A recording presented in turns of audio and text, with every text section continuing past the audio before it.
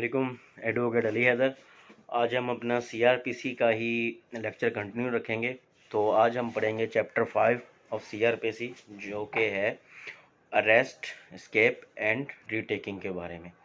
तो इसको दो पार्ट्स में डिवाइड किया गया। तो आज हम कोशिश करेंगे एक पार्ट में जो सेक्शंस हैं कुछ उनको कवर करें। जो पार्ट ए है उसका टाइटल है अरेस्ट जनरली। उसमें आता है सेक्शन 46। सेक्शन 46 का टाइटल क्या है? अरेस्ट हाउ मेड, कि अरेस्ट किस तरीके से की जाएगी। कोई भी बंदा है, कोई भी पुलिस ऑफिसर है या कोई प्राइवेट पर्सन है जिसको ऑथराइज किया गया है थ्रू वारंट, जिसको इस चीज़ की अथॉरिटी दी गई है, या कोई पुलिस ऑफिसर है उसके पास अथॉरिटी है, तो वो जो है उस बंदे को जिसके नाम पर अरेस्ट वारंट इशू हुआ है, कि जिस बंदे ने ऑफेंस किया है, उसको अरेस्ट कर सकते हैं। ये सेक्शन 1 उसका बताता है। उसको अरेस्ट कैसे कर सकते हैं? कि उसको पकड़कर कन्फाइन करना है, but with in the law limits. उस लॉ की जो लिमिट्स दी गई हैं उनको क्रॉस नहीं करना है। इसका जो सब सेक्शन 2 है उसमें बताया गया है रेजिस्टिंग एंडेवर टू अरेस्ट, के जहाँ पर कोई भी शख्स है, आपको वहाँ पे रोका जा रहा है कि आप उसको अरेस्ट नहीं कर सकते, या वो अपने आप को फोर्सिबली कोशिश कर रहा है बचने की, अपने आप को अरेस्ट करवाने नहीं दे रहा है, तो फिर जो भी पुलिस ऑफिसर है या ऑथराइज्ड पर्सन है, वो जो भी नेसेसरी मीन्स हैं, मतलब जिन चीज़ों को समझे उस टाइम ज़रूरियात के मुताबिक कि ये चीज़ें असेंशियल हैं, उन चीज़ों को टेक आउट करके उस बंदे को कन्फाइन, उसको अरेस्ट कर सकते हैं। इसका फिर जो सब सेक्शन 3 है उसमें बताया गया कि नॉट कॉज डेथ, कि ऐसा भी नहीं है कि जैसे अभी सब सेक्शन 2 में पढ़ा है कि हम कोई भी चीज़, उसको जो मीन्स नेसेसिटीज़ हैं उनको इस्तेमाल करके उसको अरेस्ट करना है। तो ये नहीं कि वो नेसेसिटीज़ के नाम पे हम इस तरह की अपनी फ़ोर्स इस्तेमाल करेंगे अगले बंदे की डेथ कॉज हो जाए। तो इसमें सब सेक्शन का जो पहला पार्ट है उसमें ये चीज़ बताई गई है कि कभी भी ऐसी फोर्स इस्तेमाल नहीं करनी कि अगले बंदे की डेथ कॉज हो जाए। अगर, और दूसरा कुछ एक्सेप्शन भी बताई गई है कि अगर कोई ऐसी नौयत का भी अक्यूज्ड पर्सन है कि जिसके ऊपर लाइफ इम्प्रिजनमेंट का जो है सेक्शंस हैं, या उस पर ऑफेंस लगा हुआ है, या फिर उसके डेथ का है, कि कोई भी उसने ऐसा मेजर क्राइम किया हुआ है और वो बंदा, इस चीज़ को देखा जाए कि वो बंदा ख़तरनाक है, कि अगर उसको अभी अरेस्ट नहीं कर सके वहाँ पे, कि वो अपनी ऐसी फोर्स इस्तेमाल कर रहा है कि अगर आज अरेस्ट नहीं हुआ तो उसने और भी ज़्यादा जो है कत्लो गारत या फिर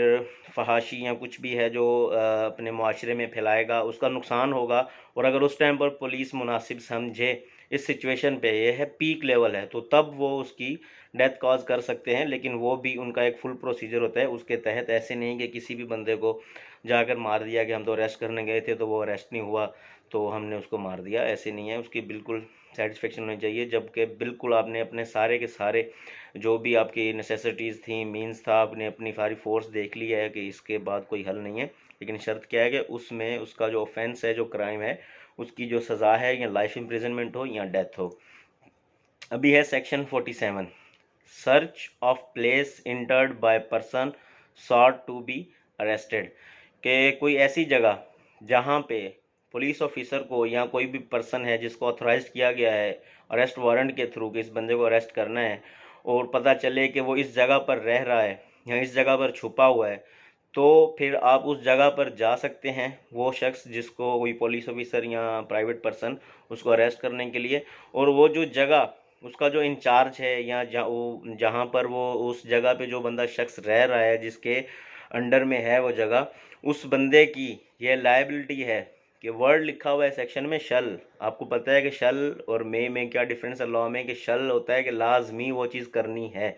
तो ये उस चीज़ पे फ़र्ज़ है, उसको बाउंड किया गया है कि वो उस टाइम पर उस शख्स का जो ऑथराइज्ड पर्सन है या पुलिस ऑफिसर है उसको फुल जो है माहौल प्रोवाइड करे, कि उसको अगर वो बोलें पुलिस वाले कि हमें अंदर जाकर सर्च आउट करना है बंदे का, हमें पता है कि वो अंदर है, उसको अरेस्ट करना है, तो वो बिल्कुल उसका साथ दे, ना कि उनके लिए कोई भी रुकावटें पैदा करे। सेक्शन 48 है procedure when ingress not obtainable, कि जब ऐसी जगह, कि जब जैसे ही अभी 47 में बताया कि जो बंदा है वो बिल्कुल हेल्प आउट करे उसको, कि आप आ सकते हैं, चेक कर लें बिल्कुल, अगर वो बंदा है यहाँ पर तो उसको अरेस्ट करें, मतलब उनका साथ दे लीगली तौर पे। अगर वो भी नहीं दे रहा है उनमें रुकावटें पैदा कर रहा है कि नहीं मैं अलाउ नहीं करूँगा एंट्रेंस के लिए, मैं अलाउ नहीं करूँगा अरेस्ट के लिए। तो ऐसी जगह पर देखें अब इतने शॉर्ट टाइम में कि अभी पुलिस वाले अगर ये सोचें कि ये बंदा तो हमें इंटर नहीं होने दे रहा है, अब जाकर इसका पहले वारंट इशू करवाएं, या वो प्राइवेट पर्सन जिसको ऑथराइज किया है कि वो पहले जाए जाके उसका सर्च वारंट इशू करवाए या अरेस्ट वारंट इशू करवाए कि ये हमारे काम में रुकावट पैदा कर रहा है। जब तक ये करने जाएं पीछे से वो बंदा वो जगह छोड़कर भाग जाए, तो ऐसी जगह पे जब देखें कि एक चीज़ नेसेसरी है तो विदाउट वारंट जो है वो कुछ भी जो भी उस टाइम लॉ के मुताबिक है नेसेसिटीज़ हैं कि उस घर के अंदर इंटर होना है, कि ज़बरदस्ती भी जा सकते हैं उस टाइम पर, क्योंकि उन्होंने उस बंदे को अरेस्ट करना है। उनको पता है कि अगर हम इस प्रोसीजर को फॉलो करने के लिए गए कि हमने अरेस्ट वारंट इशू करवाना है और सर्च वारंट इशू करवाना है, इतनी देर में वो जो अक्यूज़ड है, जो नॉमिनेटेड शख्स है, वो वहाँ से भाग सकता है। तो इसमें यह है कि अगर वो दरवाज़ा वगैरह उन्होंने बंद कर दिया, उनको नहीं जाने दे रही हैं, विंडोज़ वगैरह बंद हैं और कोई भी उनके पास रास्ता नहीं है, तो इस टाइम पर पुलिस को इस चीज़ की अथॉरिटी भी दी गई है कि आप उसका दरवाज़ा ब्रेकआउट कर सकते हैं, उनकी विंडो ब्रेकआउट कर सकते हैं, या जो भी मुनासिब जगह लगे जहाँ से आप उस टाइम पर पुलिस ऑफिसर समझें कि उनके लिए ये मुंतफिक है कि वो यहाँ से इंट्रेंस कर सकते हैं उस जगह में, तो वो उस चीज़ को कर सकते हैं। और इसमें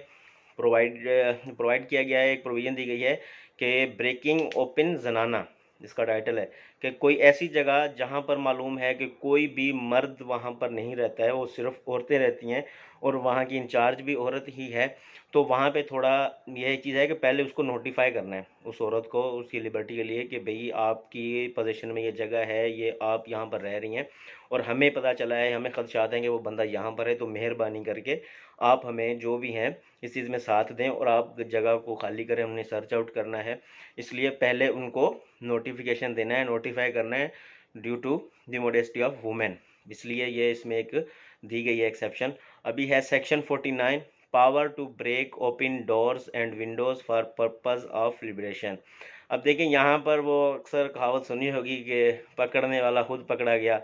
तो उसी तरह थोड़ा इस बात को लेकर गया हूँ कि अगर कोई ऐसा सीन हो जाए कि पुलिस वाले या वो जो अथॉराइज्ड पर्सन है वो पकड़ने गए हैं वहाँ पर, और उन्हीं को उस शख्स ने जिसको पकड़ने गए हैं बड़ी चालाकी से उसने उनको कन्फाइन कर दिया है, बाहर से लॉक कर दिया है डोर, तो जो पुलिस ऑफिसर्स हैं या वो जो पर्सन है जिसको अथॉराइज्ड किया था उसकी अरेस्ट के लिए, वो कोई भी अपना उस टाइम पे फोर्स इस्तेमाल करके उसकी विंडो या गेट या कुछ भी चीज़ ऐसी जो मुनासिब लगेगी जहाँ से वो इंट्रेंस जो है एग्ज़िट कर सकता है, तो वो तोड़कर वहाँ से निकल सकता है खुद को आज़ाद करने के लिए। फिर आता है सेक्शन 50, नो अननेसेसरी रिस्ट्रेन, कि जब भी कोई शख्स है वो अननेसेसरी रिस्ट्रेन नहीं कर रहा है शख्स के लिए, कि वो खुद ही कह रहा है कि भाई मैं अपनी अरेस्ट जो है वो देने के लिए तैयार हूँ, तो उसके लिए कोई भी ऐसी चीज़ नहीं है कि उसके ऊपर कोई फोर्स लगाई जाए। जब वो खुद ही राज़ी है तो उस चीज़ में होना चाहिए कि सही है भाई, उस बंदे को अरेस्ट करके कन्फाइन करके ले आए। और ये भी नहीं कि मिसाल के तौर पर अगर एक बंदा है उसको आपने कन्फाइन किया है, अरेस्ट किया है, तो उतनी ही उसको बांधना है, उतने ही तरीके में रखना है कि जब आप समझ सकेंगे अभी ये बंदा यहाँ से नहीं भाग सकता। ऐसे नहीं कि उसको गले में रस्सी बांध दें, हाथों में बांध दें, पाँव में बांध दें, फिर हर जगह से उसको बांध के बिल्कुल ऐसे जैसे लॉक कर देना होता है उस तरह किया जाए। नहीं, इस तरह इतना करना है कि जब आपको समझ लग जाए कि अभी हाँ हमने फॉर एग्जांपल उसके सिर्फ हाथ बांधे हैं कि अब ये यहाँ से नहीं भाग सकता, या सिर्फ पाँव भागे हैं बांधे हैं कि अब ये यहाँ से नहीं भाग सकता, तो बस उतना ही करना है जितना आप मुनासिब समझें कि अभी ये यहाँ से बाहर नहीं भाग सकता, यहाँ से स्केप नहीं कर सकता। ज़्यादा नहीं कि वो जुल्म के ज़िम्मे में आ जाए कि उसको तशद्दुद करके या उसको बड़े बुरे तरीके के साथ बांधा जाए कि उस बेचारे को सांस लेना भी आसान ना हो, क्योंकि अभी तक उसको ऐसा नहीं है, आपको ऑर्डर नहीं है कि जो पुलिस ऑफिसर हैं वो खुद ही उन पर इतना जुल्म करेंगे, वो बेचारा वैसे ही अपने दम तोड़ दे। तो इस चीज़ की भी रिस्ट्रिक्शंस हैं कि उतना ही उसको बांधना है, उतना ही कन्फाइन करना है जितना आप समझ सकें कि अब ये यहाँ से नहीं भाग सकता। सेक्शन 51 है search of arrest person,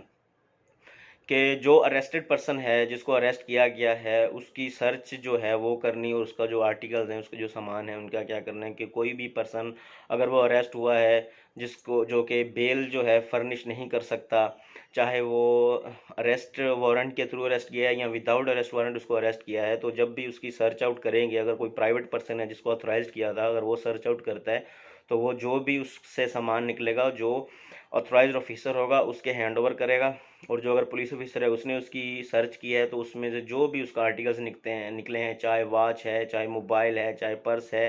etcetera etcetera so on, कुछ भी इस तरह की चीज़ निकलती है तो उसको बिल्कुल सेफ रखना है, ताकि जब अगर उसका केस जब है वो ख़त्म होता है या कुछ भी आज़ाद होता है तो जब भी वो रिक्वायर्ड होगा उसको वापस करने का, तो एज़ इट इज़ उसका सामान उसको वापस किया जाएगा। और सेक्शन 52 आता है मोड ऑफ सर्चिंग वुमेन, के जब कोई औरत है अक्यूज़ड है जिसने क्राइम किया है या ऑफेंस किया है कोई भी, उसको सर्च करना है, तो ये इसमें क्लियर बताया गया कि जब भी किसी औरत को सर्च करना है तो लाजमी है कि वुमेन ऑफिसर ही करेंगी, कभी भी मेल ऑफिसर नहीं कर सकता या मेल पर्सन वो नहीं कर सकता जिसको ऑथराइज किया गया है, फीमेल की ही तलाशी ले सकती हैं। फिर आता है section 53 power to seize offensive weapons.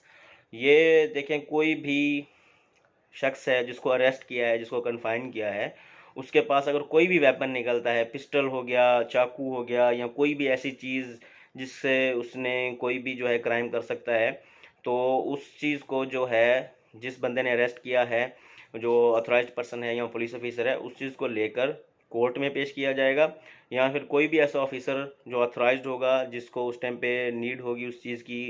Case के रिलेटेड, तो उस वेपन को जो है वो पेश किया जाएगा। उम्मीद करता हूँ आपको अच्छे से समझ आई होगी सेक्शंस। Thank you.